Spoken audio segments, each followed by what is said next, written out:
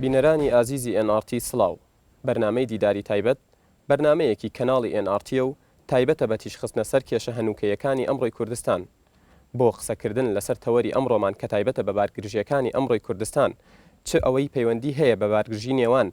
هەردوو حزبی باڵادەستی کوردستان یەکێتی نیشتیمانی کوردستان و پارتی دیموکراتی کوردستان و لایەنەکانی ئۆپۆزیسیۆن هاوکات ئەو خۆپیشاندانانەی ئەمڕۆی کوردستانی گرتووەتەوە میوانداری کەسایەتیەکی دیاری کوردستانمان کردووە کە ئەویش فەریدون عەبدولقادرە کە پێشتر وەکو وەزیری ناوخۆ و جێگری سەرۆک وەزیر ئیشی کردووە. بەخێربێ کاک فەریدون. زۆر سپاس دەکەم بژێت. کاک فەریدون ئەمەوێ لەوێەوە دەست پێ بکەم کە کێشەکانی ئەمڕۆ کە لە کوردستاندا دەبینرێن لەکوێوە دەستیان پێکردووە و هۆکارەکانیان چین؟ وەڵا شتێکی طبیعیە زۆری قسە لێکراوە، بەڵام ئەوەی ئەساسیە لای من ئەوەیە کە دیارە ئێمە تەجروبەیەکمان هەیە بە چەندەها ساڵە تێپەڕی کردووە بە چەندەها قۆناغا، بەڵام لای من شتی ئەساسی ئەوەیە نا دەسەڵاتی سیاسی کوردستان ڕاهاتوە بە باشی لەگەڵ معارەزە ڕەفتار بکە و کار بکە، نە معارەزە ڕاهاتووە و ئەتوانێ بە باشی لەگەڵ دەسەڵاتی سیاسی کار بکە. ئەویش بەڕێی منەگەڕێتەوە بۆ پێشینەی ئەو هەلومەرجانەی کە پیاتێپەڕیوە معارەزە و ئەو هەلومەرجانەی لە کوردستان پیاتێپەڕیوە. ئەگەر ئاور لە پێکاتنی معارەزە بینەوە، ئێمە تەقالیدێکی کۆنمان نییە و خیبرەیەکی کەڵەکەبوومان نییە لە بوونی معارەزە و ڕەفتارکردن لەگەڵ معارەزە یان ڕەفتارکردنی معارەزە لەگەڵ دەسەڵات و لەگەڵ کێشەکانە. و بە تایبەتی ئەگەر سیر بکەین کۆمەڵی حساسیات هەیە کە بۆ بە میرات بۆ معارەزە ڕەنگە بێتەسیر نەبێت لە وەزعەکە. یەکیشانەوەی ئێمە بەڕاستی زۆر جێگەی داخە لە مجتەمەعە کۆمەڵێ ناکۆشی و ململانیمان هەبووە کە هەنگێک جار ئەو ناکۆشی و ململانیانە ململانی خوێناوی بوون و تاریخێکی ناخۆشی هەیە، تاریخێکی دزێوی هەیە کە ڕەنگە پیاوە باشەکانی کۆمەڵی ئێمە تێکۆشەرەکانی کە بیرەوەریەکان بجێڕینەوە ڕەنگە فقط شەرم بکەین کە بیژێڕینەوە هەست دەکەین بیژێڕینەوە، لەبەرەوە بێ کارێکی وا بکەین ئەو شتانە دووبارە نەبێتەوە لە کۆمەڵی ئێمان. یەکیان ئەوەیە کە هەنگێ حساسیاتی لایەزال بەجێ هێشتووە. یەکیی کەشیان ئەوەیە بەشێک لە معارەزە کە برادرانی گۆڕانن زۆربەیان تا دوێنێ بەشێک بوون لە سەرکردایەتی و کادیرە ئەساسەکان و وەکەرتێک بوون لە حیزبێکی گرنگی دەسەڵاتی سیاسی کوردستان کە وێژێتی نیشتیمانی کوردستانە. ئەوانە جابوونەتەوە لەو حیزبە کە جابوونەتەوە لە خۆیانەوە جیار نەبوونەتەوە، یەک ڕۆژ بڕیانیان نایەوە جابوونەتەوە جا ببنەوە. ئەوانە هەنگێ ڕێیان هەبووە، هەنگێ معاناتیان هەبووە، هەنگشتی خۆیان هەبووە. ئەو معانات و ڕێی و جۆری کارکردن و ژیانە لە ناو یەکێتی نیشتیمانی کوردستانە گیانی بەوەی کە لە یەکێتی جا ببنەوە و داخلێم تیارە بن حتمەنەوە حساسیەتی خۆی هەیە و ئەو حساسیەتە زۆر یاکەم بمانەوێ یان نەمانەوێ تەسیری خۆی بەجێ ئەهێڵێ. حیزبی دەسەڵاتیش کە ئەوانە لی جیابوونەتەوە یەکێتی نیشتیمانی کوردستان، ئەوش حساسیەتی هەیە بەرامبەر بە ڕێیان بەرامبەر بوو بۆ چوون بکرێ ورتر بۆمان ڕوون بکەیتەوە سەبارەت بە حساسیەتەکانی گۆڕان بەرامبەر یەکێتی نیشتیمانی و بەرامبەر بڵین حساسیەتی سەرکردەکانی یەکێتی نیشتیمانی بەرامبەر لایەنەکانی گۆڕان. چی وای کردووە کە گۆڕان خۆت ئاماژەت پێیا کە کۆمەڵێ ئارا و کۆمەڵێ حساسیەتیان هەبوو کە وای کردووە جیابنەوە لە یەکێتی نیشتیمانی؟ ئەنجام منەمەوێ ئەو دووشتە تێکەڵ نەکرێ. ئەو بیر و ڕاو ڕەخنە و باری سەرنجانەی کە هەیە لەلایەن هەموو معارەزەوە کە زۆربەی زۆری لای من بەجێن وتەئیدی زۆربەی ئەەکەم، ئەوە معناوە نییە بڵێم ئەو داوایانە یا ئەو پێشنیارانە یا ئەو ڕخنانە بەجێنین. مەبەستم لەوەیە جۆری تەڕەحکردنی جۆری ململانەکە من بە ئەوە ئەزانم کە تەسیر و شوێنەواری حساسیەتی لەسەرە. شتێکی طبیعیە تۆ حیزبێک جەماعەتێکی لێ جیابێتەوە، بە ئاشتی جیا نەبوونەتەوە، بە خۆشی جیا نەبوونەتەوە، بە برایەتی و بە دەعوەت و بە ئیعلانێک و بە مەراسیمێکی جوان جیا نەبوونەتەوە کە ئەو نەوعی ئینشقاقانە لە وڵاتانە هەمووی ناخۆشە و هەمووی شوێنەواری خۆی بەجێهێڵێ. ئەوە بمانەوێ یان نەمانەوێ لەلایەن ئەوانەی ئەو برادرانە لیان جیابوونەتەوە نەوعێک حساسیەتیان هەیە و ئەمێنێ ئەو حساسیەتە ماوەیەکی ئەوێ. ئەوانەی کە لێشیان جیابوونەتەوە چونکە تا ئەو دقیقی لیان جیابوونەتەوە ئێستش هەر ناڕازین لەوانەی کە لیان جیابوونەتەوە و حساسێتیان هەیە زۆر و کەم بەرامبەریان و ئەوە شوێنەواری خۆی بەجێ هێڵێ و مۆرچی ئەو شوێنەوارانە من زۆر بە نەوعی ڕفتار و ممارەسەکەی هەردوو لایەنەوەی بینم. بڵێ برادرانی ئۆپۆزیسیۆنیا با بڵێن لایەنەکانی معارەزە بە تایبەت بزوتنەوەی گۆڕان ڕای وایە کە ئەو سیستمی یان ئەو هوەری ئیدارەدانی کە لەلایەن یەکێتی نیشتمانی کوردستان و پارتی دیموکراتی کوردستانەوە پەیڕەو دەکرێت ئیدارەدانێکی چەقبەستووە یان با بڵین لە جێگای خۆی چەقیوە و هیچ پێشکەوتنێکیتیانە و لەلایەک لەلایەکانی تریشەوە نائەدالەتیەک بوونی هەیە. ئایا تۆ خۆ دوتت داواکاریەکانی ئۆپۆزیسیۆن کەم تا زۆر هەمویان ڕەوان؟ هەمویانمنەوە بۆ دەژوێرم بەلای منەوە منیش لەگەڵ ئەو برادرانەی کە ئێستا لە گۆڕانان یا بەشێک لەوانەی لەگە ئۆپۆزیسیانن ڕئیم هەبووە و ڕئیم هەیە پێم وایە گەندەڵی هەیە ئەبێ چارەسەر بکرێ. پێم وایە جۆرێک بێعەدالەتی کۆمەڵایەتی هەبێ ئەبێ چارەسەر بکرێ. پێم وایە ئاستی خەدەمات کەمە ئەبێ باشتر بکرێ و ئەکرێ چاکتریش بکرێ. بەڵام ئەو زمانەی کە ئێمە ئەم قسانەی پێکەین و ئەو ڕێگەیە و ئەو شێوازەی هەڵیە بژێرین بۆ ئەوەی ئەم کاران لە کوردستان جێبەجێکەین ئایا لە چوارچێوەی هاوکاریایە یا لە چوارچێوەی ململانیایە. من پێم وایە ئێستا و بۆ قۆناغێکی کەش بۆ ماوەیەکی کە لە کۆڕی هاوکاری و برایەتە زۆرتری ئەم کێشانە قابلی چارەسەرکردنەوە باشترەچێ بۆ پێشەوە چونکە کار و کاردانەوە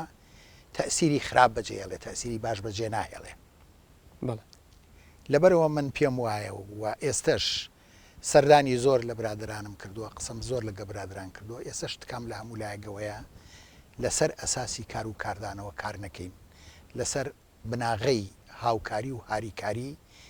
ئێمە خاوەنی مجتەمەعێکین خاوەی قەزەیەکی مشتەرەکین ئەبێ پێکەوە ڕێگەی چارەسەردا بنین. بە نسبەت ڕای ڕۆشنبیرانەوە لەناو ڕۆشنبیراندا با بڵێن ڕایەک هەیە یان باڵێک هەیە پێی وایە کە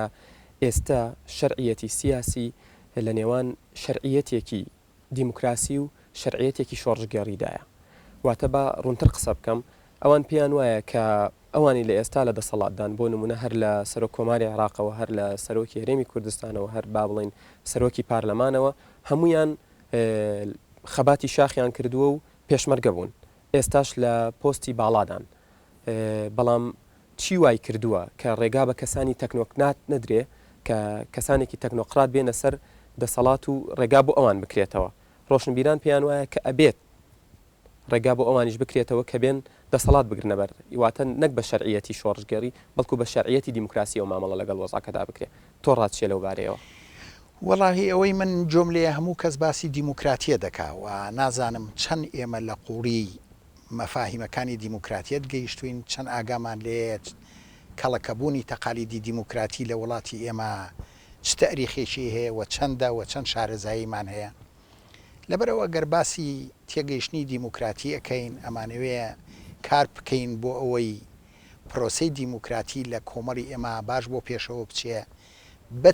تێگەیشتن و بەبینینی ئەو واقعی کە هەمانە. من هەنگێ ملاحەزاتم هەیە لەسەر بازێ برادر کە باسی دیموکراتیەتی ڕەها ئەکا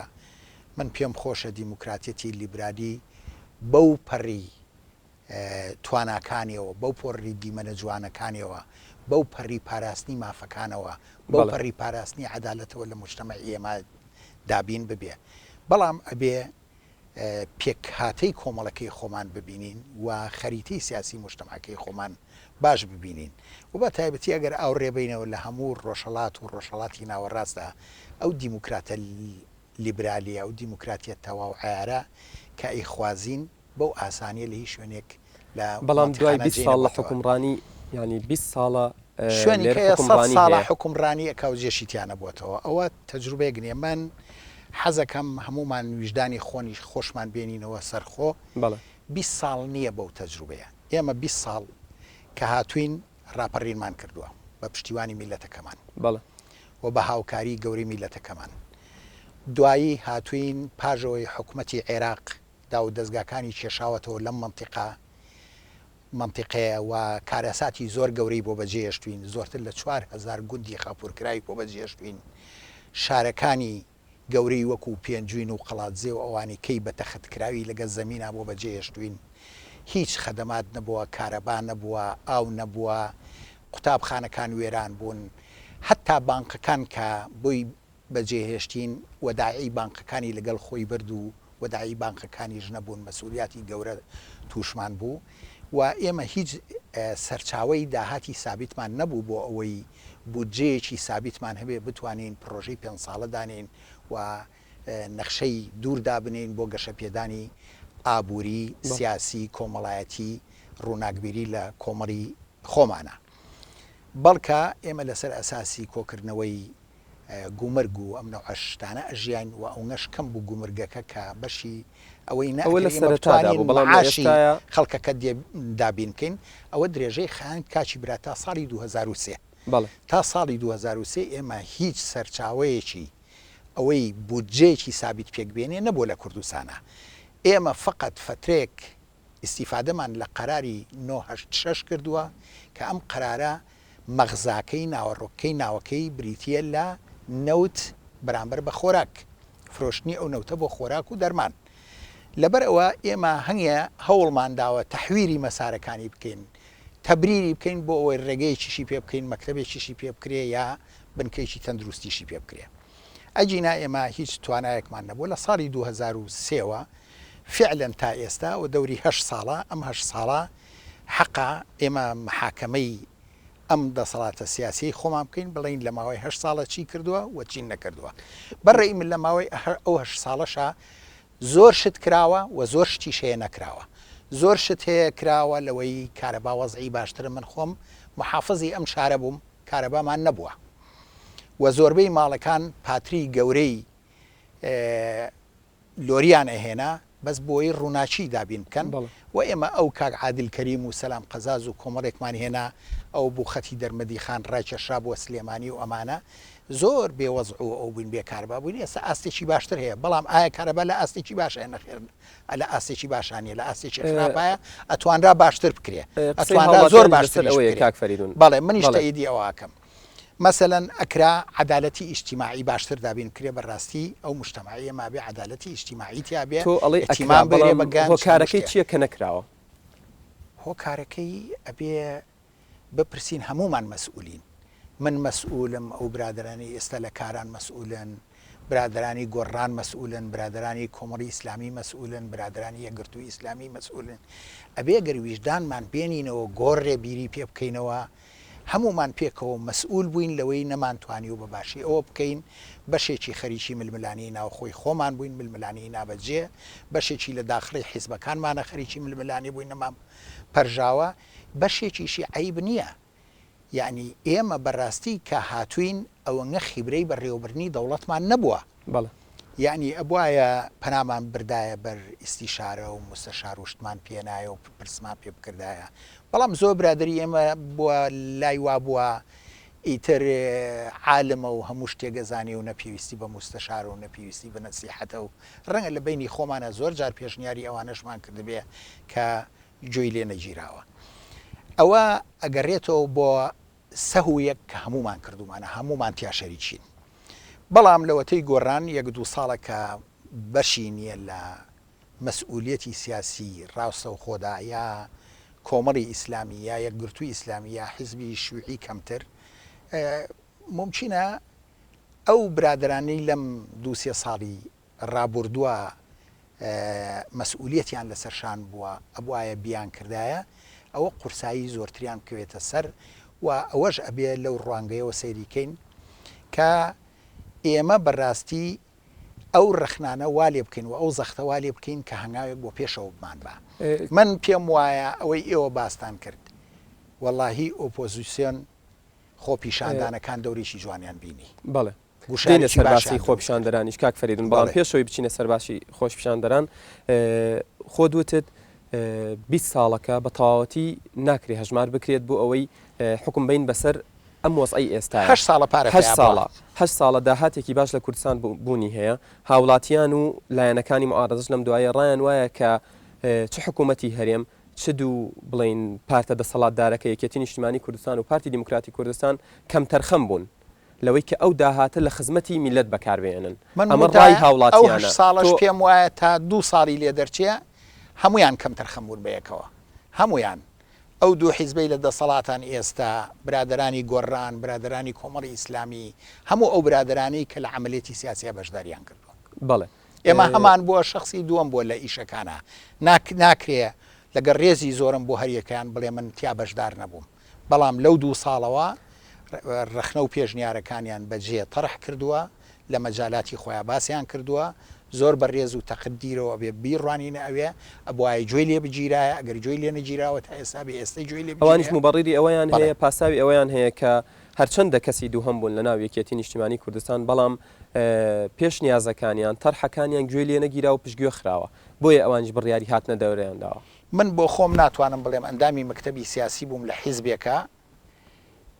بە درێژایی عمرێکی درێژ ئەندامی مەکتەبی سیاسی بووم گویان لێ نەگرتووم و درێژەشم ماوە بەکار من حەقم نییە من بۆ خۆم سەهم کردووە کە گویان لێ نەگرتوم و درێژم پیاوە بەڵام من چەند جارێک لە ساڵینەوە دوای استقالم کردووە هۆکاری ئەو جارێکالەیە بۆ چێگەڕێتەوە کە لە ساڵی 1992 لەگەڵ دەستپێکردنی ڕاپەڕین و کوردستان لە سەرەتای دەستپێکردنێکی نوێ بووە و تۆ بڕیاریەوە داوە کە بکشیتەوە ممچینە سەلیقەم من زۆر جیابووە لەگەڵ ئەو سەلیقەیە کە هەبووە و جیابووە یا من بە کەڵکی ئەو نهاتومەوەیش لەگەڵ برادرانە ئیش بکەم دواتر چۆن بڕیاری بەردەوام بوونتدا من قەت بەردەوام کوا بەردەوام دوای 1992 مەبەست باش ساڵی 1992 برادران پیان وتیان وەرن وەزعی تەجروبەکەمان وایە پێویستی بە ئێوەیە و ئێمە دیقەتێکمان ناتەماشامان کرد کە بینەوە مەدان و کار بکەین درێژەمان پێە تقریبان تا 6 ساڵێک لەمەوە پێش 5-6 ساڵێکە من وازمێناوە واتە دوای 1992 تا 5 ساڵێک پێش ئێستا تۆ بڕیارتدا کە بەردەوام بیت لەناو پرۆسەکە بمێنیتەوە بەڵام دوای ئەوەش گوێنەگرتن بوونی هەبوو پشتگوێخستنی پێشنیازەکان و داواکاری ئیجابیەکان بوونی هەبوو تۆ بۆ هەر بڕیارتدا کە بەردەوام بیت ئەزانیت چێ لە هەموو حیزبێک لە دنیا ئەم ململانیانە هەیە من ئێستا لە دەرەوەی وڵات دەژیم لە ئینگلتەرا پێشتریش لە ئینگلتەرا ژیاوم لە سوید بووم لە زۆر وڵاتی کە بووم هیچ حیزبێک نییە خاڵی بێ لە ناکۆچی و ململانێ و باری سەرنجی جیاجیە ئێمە زۆر باز لەوە نەکەین چی بوو چی نەبووە باز لەوە بکەین ئێستا واقعەکەیە خەڵک ئەبێ ئیعلانی مەسئولیەتی خۆی تیا بکە هەموومان تیا مەسئولین عەدالەتی ئیجتیماعی پێویستە بە هەموومان چارەسەری بکەین چونکە مجتەمەعێک بەبێ عەدالەتی ئیجتیماعی بەڕێوە ناڕوە و گەندەڵی هەیە ئەبێ گەندەڵی چارەسەر بکرێەوە هەموومان هاوکاری بکەین بۆ چارەسەرکردنی گەندەڵی خەدەمات ئەبێ بەرزکرێتەوە بۆ ئاستێکی باڵاتر کارە بە ئاو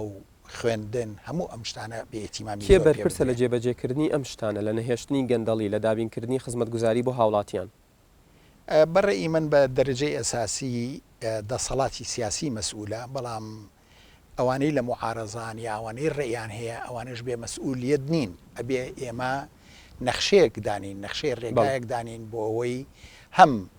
زەخت بکەین جاروبار و هەم هاوکاری بکەین و هەم کارێکی وا بکەین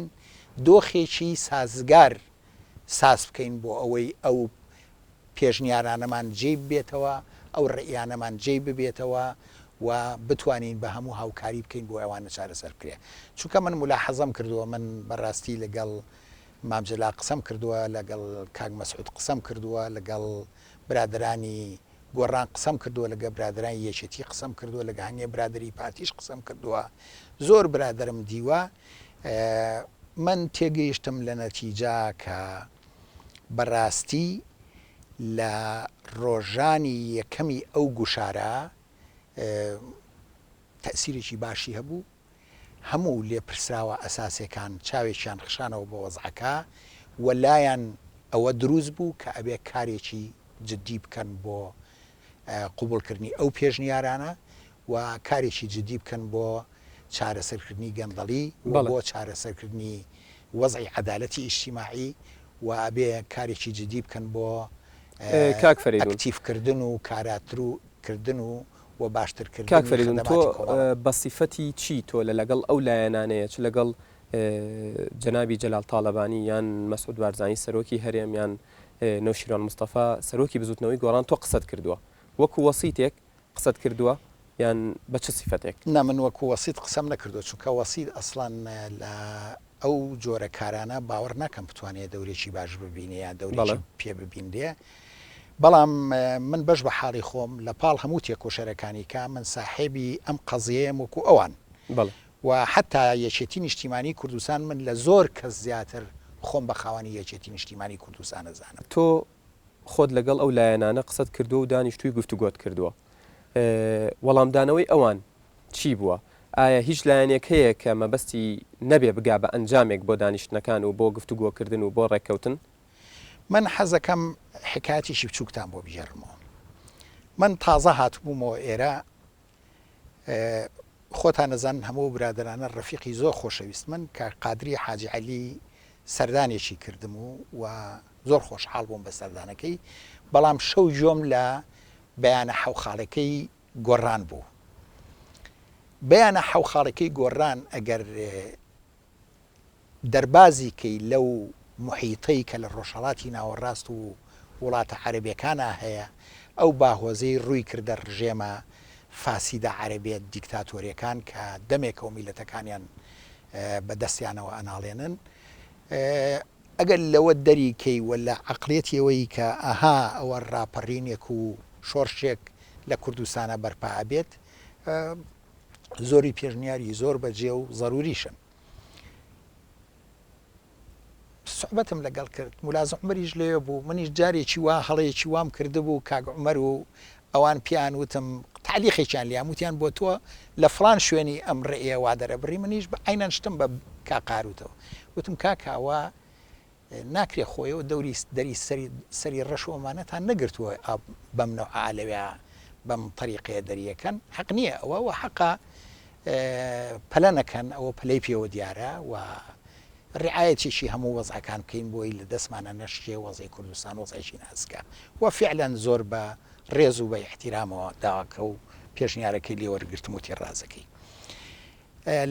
لەبەر ئەوە ئەم